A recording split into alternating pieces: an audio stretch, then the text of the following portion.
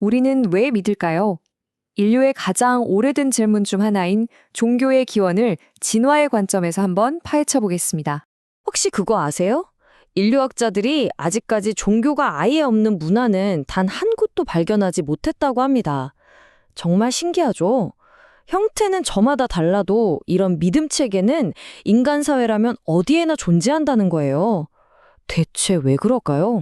사실 좀 이상하긴 해요. 종교는 시간과 자원을 쏟아붓게 하고 때로는 목숨까지 바치게 하잖아요. 생존하고 번식하는 게 최고 목표인 진화의 관점에서 보면 이건 완전히 손해보는 장사처럼 보입니다. 그래서 이걸 종교의 퍼즐이라고 부르기도 하죠. 그런데 말이죠. 정말 이게 말이 안 되는 현상일까요? 진화 심리학자인 로빈 던반은 여기에 아주 흥미로운 과학적 해답이 숨어 있다고 주장합니다. 자, 지금부터 그 관점을 한번 따라가 보시죠. 이 모든 미스터리를 푸는 열쇠는요, 바로 이 숫자에서 시작됩니다. 150. 어쩌면 우리 뇌에 처음부터 새겨져 있었을지도 모르는 아주 근본적인 한계를 나타내는 숫자입니다. 이게 바로 그 유명한 덤바의 수입니다. 간단히 말해서 우리가 진짜로 의미 있는 관계를 맺고 그 사람의 소식까지 챙기면서 관리할 수 있는 친구의 수가 약 150명이라는 거예요. 우리 뇌의 용량 때문에 생기는 한계라고 하죠. 이게 정말 신기한 게 뭐냐면요. 이 150이라는 숫자가 시대를 초월해서 계속 나타난다는 겁니다. 고대 수렵 채집 사회의 마을 크기부터 현대 군대의 중대 단위, 심지어 우리가 결혼식에 부르는 하객수까지도 평균적으로 이 숫자에 수렴한다고 해요. 정말 놀랍지 않나요? 자, 그럼 우리 조상들은 어떻게 이 150년과 친하게 지냈을까요? 우리와 가까운 영장류들을 보면요. 개들은 털고르기로 유대감을 다집니다. 이게 서로 기분 좋게 만드는 엔도르핀을 분비시켜서 신뢰를 쌓는 핵심 활동이거든요. 근데 문제가 있어요.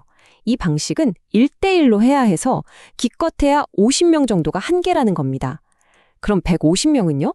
물리적으로 불가능하죠. 인류는 여기서 거대한 벽에 부딪혔습니다. 그렇죠. 150명도 이렇게 힘든데 대체 어떻게 우리는 수백만, 수억 명이 함께 사는 거대한 도시와 국가를 만들어낼 수 있었을까요? 뭔가 완전히 새로운, 혁신적인 방법이 필요했다는 뜻이겠죠. 던반은 인류의 해결책을 아주 재치 있게 광역 털고르기라고 불렀습니다. 한 번에 여러 명의 털을 골라주는 것과 같은 효과를 내는 활동들, 바로 다 같이 노래하고 춤추고 웃고 축제를 벌이는 것. 네, 바로 종교적 의례 행위들이죠. 핵심 원리는 똑같습니다. 바로 엔도르핀이에요. 함께 노래하고 춤추고 웃는 이런 동기화된 활동들이 영장류의 털고르기처럼 우리 뇌의 엔도르핀 시스템을 강력하게 자극한다는 겁니다.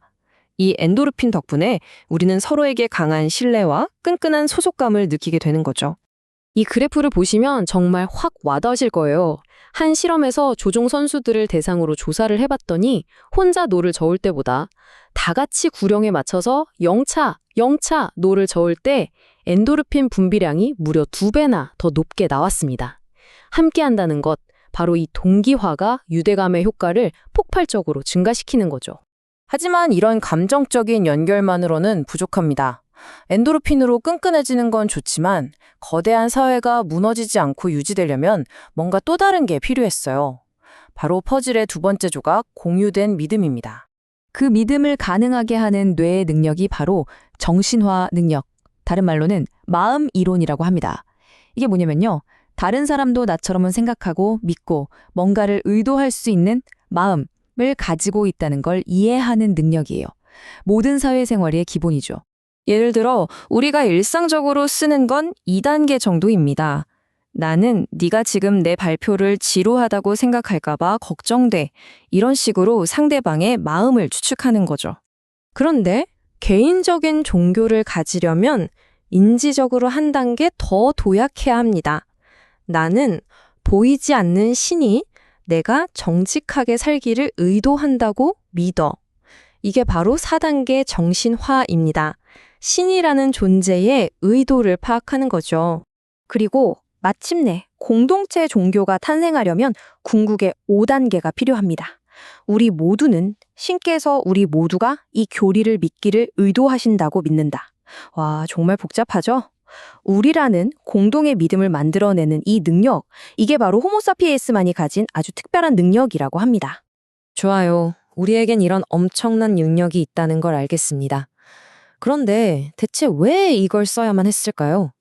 어떤 절박한 위기 상황이 우리 조상들을 이토록 복잡한 사회를 만들도록 내몰았던 걸까요? 보통은 농업혁명 때문에 사람들이 모여 살기 시작했다고 생각하잖아요. 그런데 덤바의 주장은 조금 다릅니다. 그보다 더 근본적인 이유는 바로 전쟁의 위협이었다는 겁니다. 다른 집단의 공격으로부터 살아남기 위해 사람들이 모여 방어적인 마을을 만들었고, 이 과정에서 전례 없는 사회적 스트레스가 폭발적으로 증가했다는 거죠. 이 타임라인을 보시면 그 흐름이 한눈에 보입니다. 우리 인류는 이미 20만 년 전부터 5단계 정신화 능력을 가지고 있었지만 이걸 본격적으로 사용하기 시작한 건 신석기 시대에 들어섭니다. 외부 위협 때문에 수백 명이 모여 살게 되면서 생긴 엄청난 스트레스를 관리하기 위해 전문적인 사제와 정교한 의례가 등장했고요. 사회가 제국 단위로 더 커지자 이제는 수백만 명의 협력을 이끌어내기 위해 선과 악을 심판하는 도덕적인 신이 등장하게 된 겁니다. 그러니까 덤바의 주장을 한마디로 요약하면 이겁니다. 종교는 진화 과정에서 생긴 버그나 비합리적인 망상이 아니라는 거죠. 오히려 정반대입니다. 거대한 사회를 만들고 유지하기 위해 인류가 반드시 발명해야만 했던 필수적인 사회적 기술, 다시 말해 사회를 확장시키는 소프트웨어였다는 겁니다. 그는 이렇게 단언합니다. 좋든 싫든 종교를 대체할 만한 걸 찾기는 정말 어렵다고요. 종교는 지극히 그리고 철저히 인간적인 특성이라는 겁니다. 그렇다면 이제 마지막 질문이 남습니다. 대규모의 신뢰를 만들어내기 위해 수만 년에 걸쳐 진화해온 이 사회적 소프트웨어의 힘이 점점 약해지는 지금, 우리는 과연 무엇으로 그 빈자리를 채워야 할까요? 어쩌면 이것이 우리 시대가 마주한 가장 근본적인 질문일지도 모르겠습니다.